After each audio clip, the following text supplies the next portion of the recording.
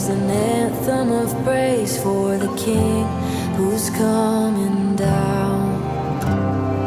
Prepare the way, for our God won't delay. Hear his people crying out, the King's on the move.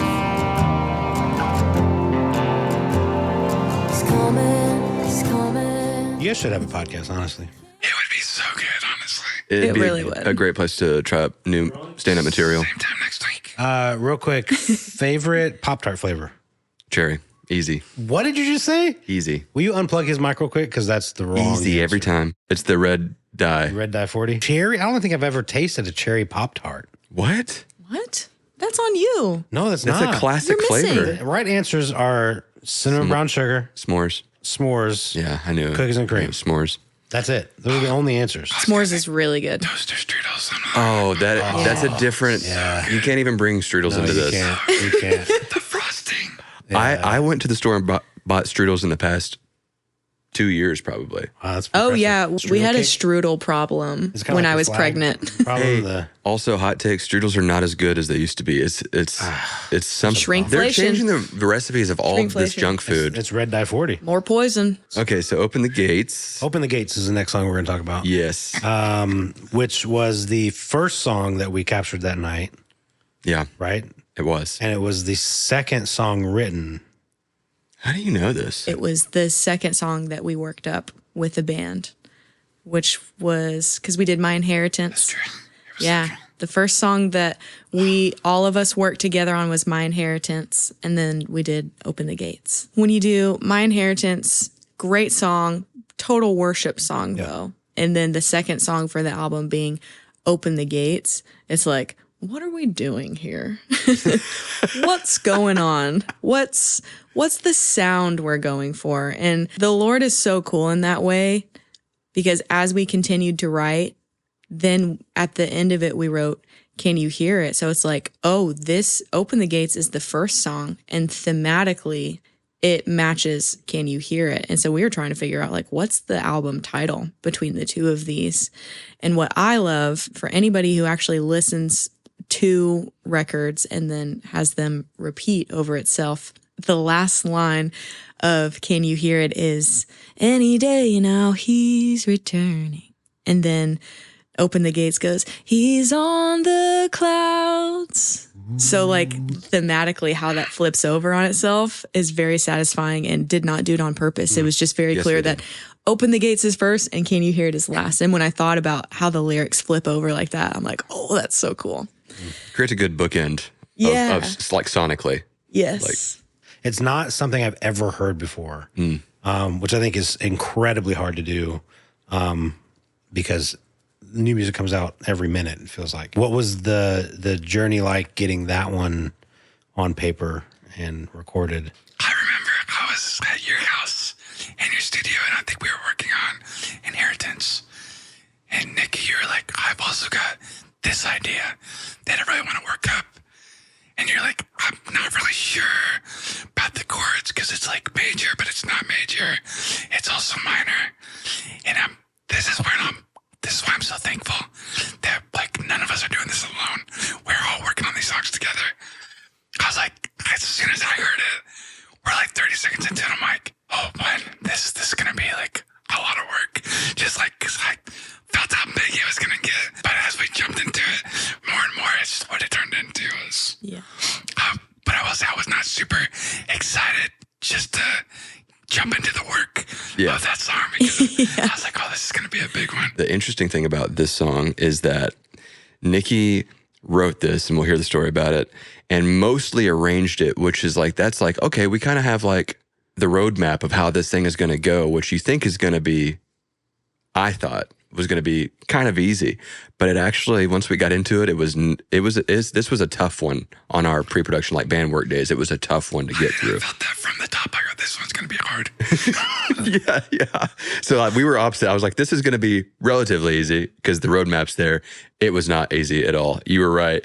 But I mean, you just push through that stuff. And then it like this really cool, unique thing came out of it.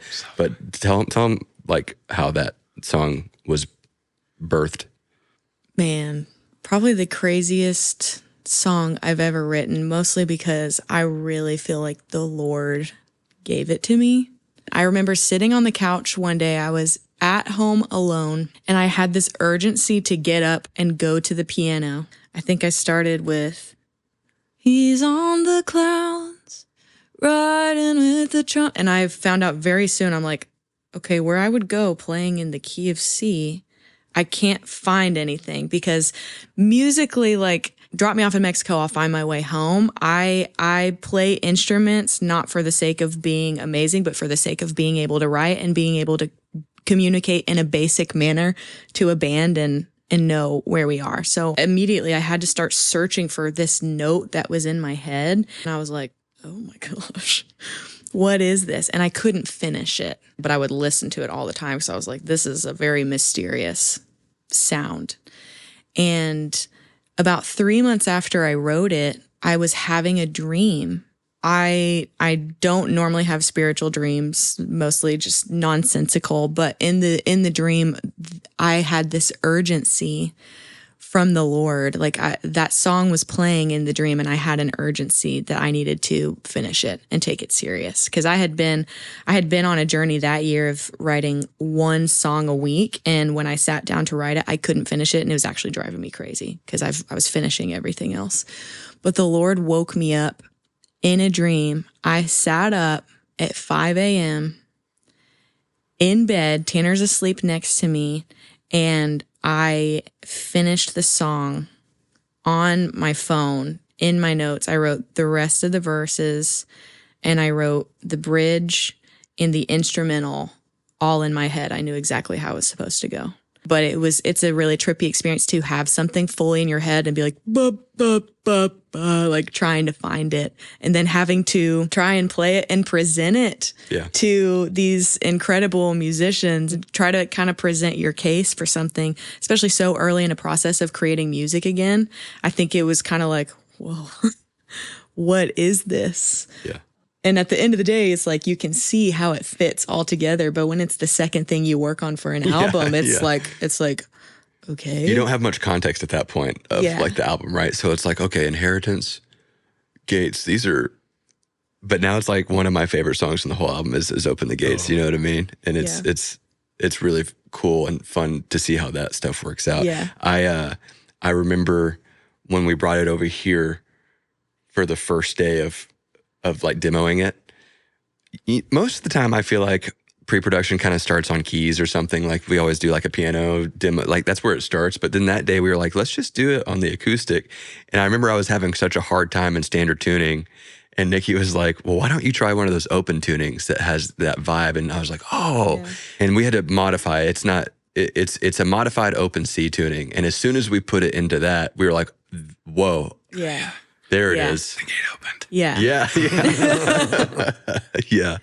And honestly, that demo guitar is what's in the final, except for the chorus. But every other part of the song, that's what's in the final. The guitar for me is what makes that song. It would not have been what it became without. Because we weren't vibing on it off of my MIDI piano. We're like, I just can't. But like even we tried, and we were all just kind of like scratching our heads, like this song is so cool, but this doesn't feel right. Yeah. And you start playing on guitar. I'm like, oh, Yeah. yes. There it is. Yeah. This is, It's crazy. Is it open C? So What is it? it's a modified open C. So it's like open C is kind of a major sound because it has an E in there.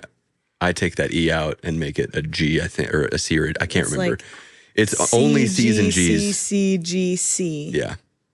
Yeah. And honestly, like there will be questions. Do you want to explain the musicality of it? So I just had sent you over the other day for overdubs on this. And so I asked him, I was like, okay, what do you consider this to be in? Because I hear it mostly in C minor.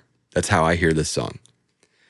But the C goes major several times in the song. And so that's what was throwing me and that's why I couldn't play it in standard tuning for a while, is because I was like trying all these shapes and nothing was really sounding natural. Senyo says that he thinks of it as it's in E flat major is how he thinks of it, with some borrowed notes from C major, which is exactly what we thought. But it's just like, I'm just not smart enough, I I didn't guess. think that. I had no thoughts. I was just confusion.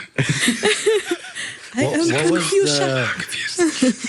was it ever a battle like having such a cool original idea, but not being able to find was it like, maybe this just isn't? No, the only instance that happened was the very first time that Nikki pitched it to us, because I was still in analyzing mode, trying to understand what was happening so that I could kind of deliver something with it. And David, as he just said, was like, this is going to be tough. And so I think that was the only struggle moment. But once we got past that, it was stunned because we couldn't even you can't even say numbers. you can't say numbers. You can't identify, because he was hearing it in E. C minor. I was hearing it in C minor. Yeah. And so it was just I can't even say one flat seven. So I then can't say what was it like bringing it to the band for the first time on that band work day? That was a struggle. Senyo had to chart it. Senyo first, did a right? rhythm chart for us. But even the first thing I think of, shout out to our drummer, Kevin Alvazurez. He's a great drummer, but we gave him almost nothing to work with on that first band work day. And it was, I'm sure it was felt from him because it's a different song. And the demo at that point was also pretty bare bones. I think we had the acoustic guitar and some booms and some rim clicks. Yeah.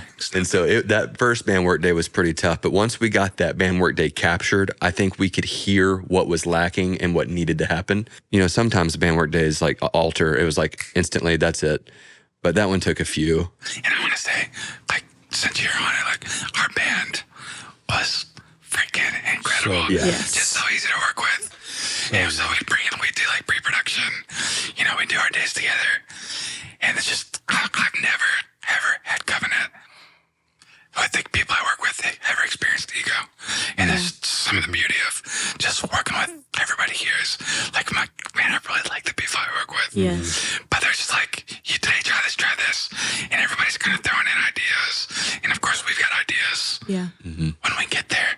But it just makes it so easy Yeah. Yeah. to work on music. And it really is a blast. Yeah. To answer your question, though, every song is work.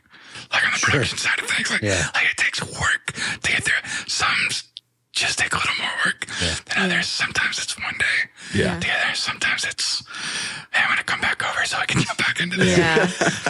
Yeah, I think my favorite part of the song is the end, that last those time tags. through. It's weird because I think you get the same energy throughout the whole song, but the energy there feels like in my mind what it sounds like is that you took the band and then you created another floor and you duplicated the band and put them also on the second floor. And so you've got two bands playing at the same time with just this electric driving, it almost, when we got there and you're going so hard on the vocal, just up there, prepare the way, whatever it is. And the choir's in it. And it literally, I turned everything up, Which is the right move. And I just wow. Yeah. Between the first and last song, it's the Lord did that. It's new. It's a mysterious sound, and I never would have thought that he would have us writing about his returning and how to worship in the meantime, but with the expectation of making ourselves ready for him. It wasn't a rabbit trail I expected, and I still don't think I have full understanding of why we were writing about that, but it was very clear that the Lord put that on this album, and it's really, really exciting. Yeah, one of my favorite moments of that song is what you're talking about towards the end there when we're doing those big tags. And it actually came from Nikki. It was a Nikki idea. She was like, I want these hits on these tags. Prepare the word to gun. And at that point, all we had was the acoustic. And so I was doing these hits on that acoustic. But those are the hits that stuck. Yeah. Those stuck all the way through from that little acoustic demo. Yeah. And now it's that's one of my favorite parts of the song are those hits. One of the hardest things for me on that song, since the arrangement was so crystal clear to me, the hardest thing for me with that song was the vocal arrangement. And it was the last thing I did. And God bless our vocal team. I don't think they got the parts till 2 days before the studio because I was I don't know what to do. And it was almost as if I'd been avoiding it because I had been listening to the song and trying to hear parts and being like, I don't know what to do. And playing it for them, like, what do you guys think? Is this okay? And you're like, I don't know. Yeah, I felt so bad because normally I'm an asset in those scenarios, but I was like, I honestly don't know if that's good or not. Know. So This whole song feels like it's just like, I don't know. but it's a song that like broke our brains, but in the coolest way. Because it's like, I know I couldn't have done this in my own mind. But now at the end of the day, I'm so proud of the vocal parts on that song. They're really interesting. Could you have sang that song last? Could you have pulled it off? Last? I don't think you could have. I'm not sure she would have been doing. think you could have. I know. Hey, believe in Dude, me. it sounded so good. The that's a note. I think for some singers, you sing a note in faith. There have been times in my life where I'm like, I'm singing this in faith, and if it flops, it flops, and if it comes out, praise God. That's one of them. Every time I stepped up to do that, I was like, I don't know if that's going to come out. It Actually, came out. Not to embarrass you, sorry, we can cut this if it does, but all the way up until literally the day of the recording, Nikki was trying to talk me into doing a sick track for that song because she was so nervous Yes, about I was it. so nervous. And I was like, don't do it. That bears being mentioned. Like, I have never been more terrified in my life than that night. I was nauseous Oh, couldn't tell. all day. Even in rehearsals, I would be shaking, like just everything, the pressure and truly like the realization of I cannot do this without the Lord. The level that I have to be, that's this, and this is me as a human being. And this is where the Lord fills that gap. And I was shaking. I was doing, like, when the video started, I was in the back doing like military breathing, trying to calm myself down. I was sick all day and just praying like, Lord, you have to do it. You have to do it, Lord. Like, you didn't take me this far so that I could have a night of humiliation. Could you imagine? But I feel like in that moment, and the crowd started to scream and exhort and worship. Totally. And I felt like the Spirit of the Lord came on me in like a militant way. And I was fine the rest of the night. I think that's so important to recognize just our humanity and how much we really cannot do things like this in our own strength. The Lord is the one that strengthens us and anoints us to do things. I don't look back on anything and be like, oh, wow, look at me. I'm like, oh, Lord, you did that. Because you knew my sleepless nights leading up to it. You knew my sleepless night before. You knew how nauseous I was all day and how shaky I was. And you still came through. And I think that's just beautiful. Like, I'll always remember what the Lord did that night. Anyways, let's really hear good. these choir parts. Yeah, let's admire these choir. Which part of the song are we at? I love the parts on the bridge because I viewed it as the groaning of creation and how it gets more and more and more intense. And then I wanted them to explode at the revelation of our Christ. Will be holding all confess that He is Lord, the one who is, the one who was, the reigning King who is to come, arriving like a thief at night, the revelation of our Christ. Open the gates, there's an anthem of praise for the King who's coming down. Meow, meow. Dude, So I love our vocal team so much. They are so excellent and so willing to do hard things. They're so amazing. But I just love that reflection of the just the groaning of creation and how it explodes at revelation. It also, you guys may have wrote this with this context already, but we sat in a meeting, just a brief planning meeting with our lead pastor, Pastor Amy, and she talked about how like the gates aren't like physical gates, like we are the gates, and Yes. and opening the gates to what the Lord is Yes. doing. And it put into context, I think, for me, what Yes. the meaning of this whole thing was. And it was just her cool. telling us that set the tone for the entire night. Yeah. It's the way that she kind of pastored us in that moment and sharing her thoughts behind that and how she thought that we really needed to highlight that Yeah. was what we designed that video around, the opening video. Because especially Open the Gates was also the first time they had ever heard that. We had to kind of set the table for what was happening. And she helped us do that by giving us a revelation of we are the gates. And media team did amazing making the video. You're right behind that camera. Love you, girl. Also, You can't hide. some great scoring there to that video. And the great scoring, scoring. Yes. So was this the song? Was Ben on a slide? No, he was not on a slide on this Not song. on a slide. He was doing a lot of bends, doing lots of bends. Okay. Lots of bends. Which But he can- wasn't going meow. He wasn't on that. No, there was a synth in there that kind of was doing a glidey thing. Oh, I was on a baritone on that song, which was fun as a guitar player. Guitarist for the song. the guitars are my favorite part of this whole song. It sounds so good. I've never seen, just like what Tanner said, I've never seen such unity on a project from a whole team from front to back.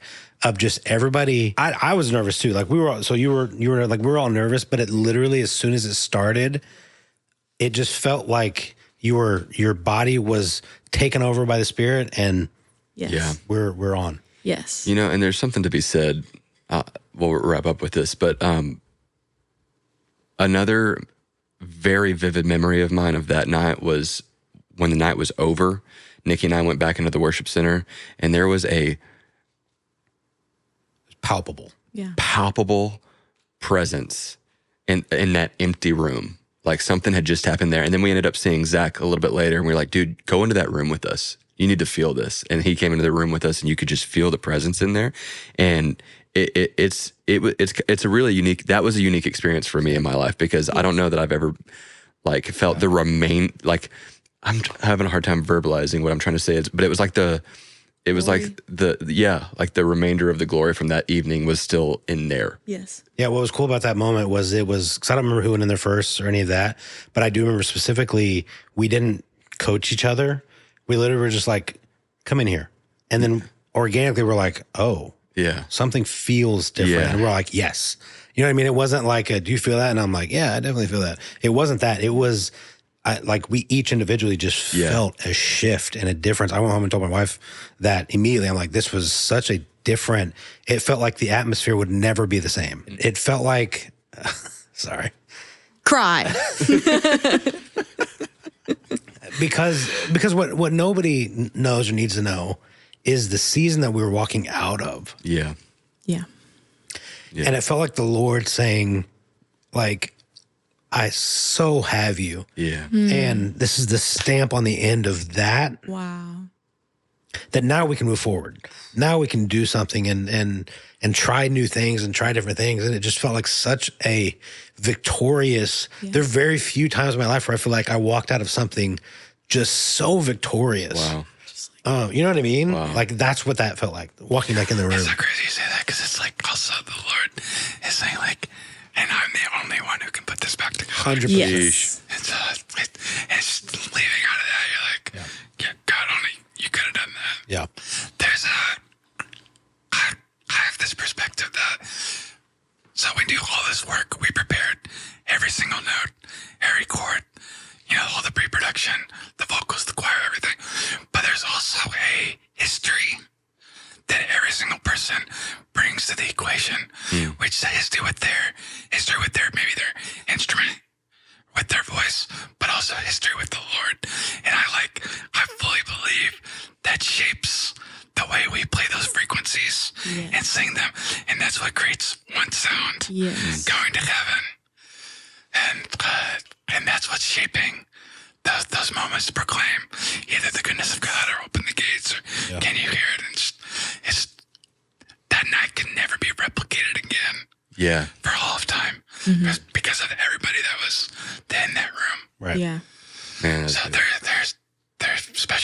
sense. Yeah.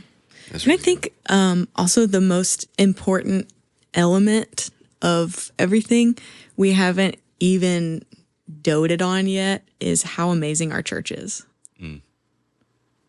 Like there's no place like Covenant Church. And you ask anybody, what's your favorite thing about Covenant Church? It's the people. It's always the people. It's a nearly 50-year-old church, and the people that are a part of it are deep, deep wells. They are the most incredible congregation I have ever witnessed. And when we have guests come in, they're like, oh my gosh, your church, your congregation. They're the most magical, wonderful worshipers. I think our congregation is oftentimes like more of a worship leader Yes. than we can be. Yes. You know, What a cool thing our to say. congregation leads me in worship. Yeah. You know what so I mean? cool. It's like this. Yes. And because I've been at Covenant for 8 years now, I've lived the best of times and the worst of times. And in the worst of times, where I'm playing on a Sunday, but I have a family member dying in the hospital, playing on a Sunday, but I'm having the hardest time during the week. Like every possible thing you can imagine of best and worst, I can step up on those worst days and they pick me back up with their worship because they believe and Yeah. they encourage. And I think that's a rare occurrence in churches. I mean, it shouldn't be. If you're a body of believers, your body of believers should always encourage. But Covenant is like a beautiful, magical unicorn in that way. Yep. A lot of people that love the Lord.